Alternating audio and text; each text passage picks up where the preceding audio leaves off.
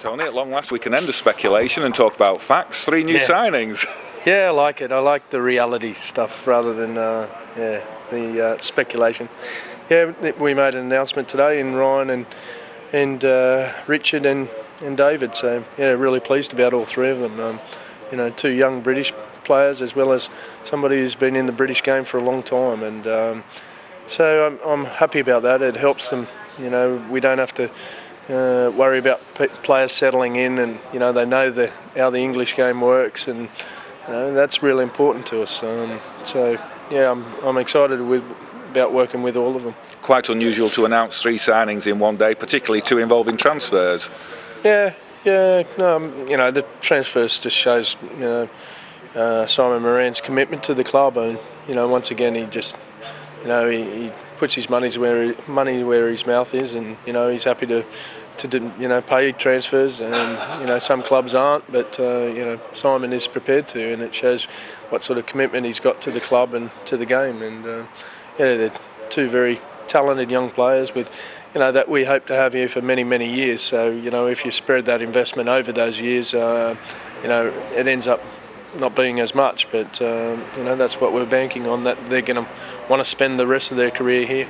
Solomon, he's coming on the back of quite a serious shoulder injury. Do you think there's a bit of a gamble in signing him? Yeah, there's a gamble every player you buy. If you're going to buy a player who hasn't had a shoulder or knee injury, you'd have a pretty small pool of players that you could actually choose from.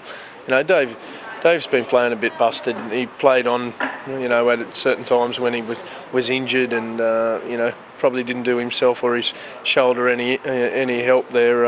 Although he was trying to do the right thing by his club, and and then he's had to probably come back a little bit early and all those sort of things. So he's going to have a long rest now. The chances of him playing again this year are small for his club. So he'll have a long time to recover and repair and recuperate, and I'm pretty confident that he'll be fine for the start of next season, and fit and healthy, and have a really strong season and have a big impact on us. So every player's a gamble, but happy to take that gamble on a player like him. I don't want to sound too greedy, but you've announced 3 signings today. Will that be pretty much your squad for next season now?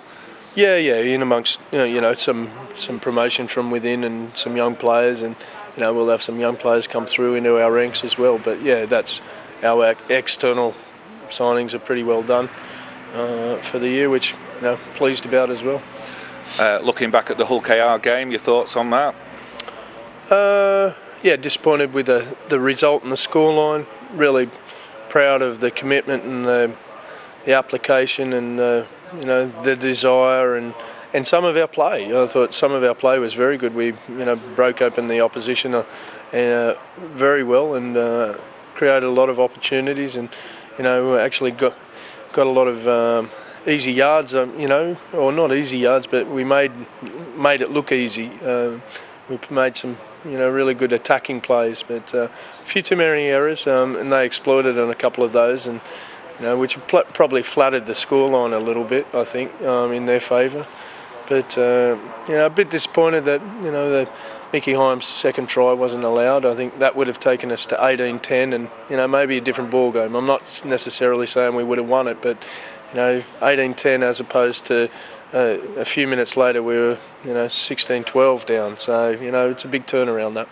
Do you think Warrington panicked a little bit and were trying too many forced passes? No, I don't think it was a panic. I think it was just players trying hard, and they try hard, and sometimes it comes off and sometimes it doesn't. And, last week was a particularly tough week for all sorts of reasons. We had a lot of injuries last week. The cup game did batter us around a fair bit, and we had some players going in there with that weren't probably 100% fit, and we had a little bit of sickness as well. And when you start your week, your previous week with celebrations rather than recuperation, that's not ideal either. So it's a tough week, and history's shown that. I think clubs like St Helens and who have done it for year after year, have probably their next week is a tough week. But I was really pleased with the way the players tried to overcome it, and they put in a lot of effort there the other day, and unfortunately the opposition were just a little bit fresher than us, and we're able to exploit some of our errors. Now, the way the results have gone, Warrington have still got an outside chance of qualifying for the top 8. How do you rate the chances? Yeah, depends on Catalan's getting beaten and Bradford being beaten by Hull. So it's out of our hands in that respect. We'll know our fate well and truly by the time we play. But regardless of that, we want to play well and do well against the Harlequins. Last time we played them, we were embarrassed by them, and they're a good team, and they'll be smarting from their loss to Cass on the weekend. So they'll come here wanting to finish strong as well. So.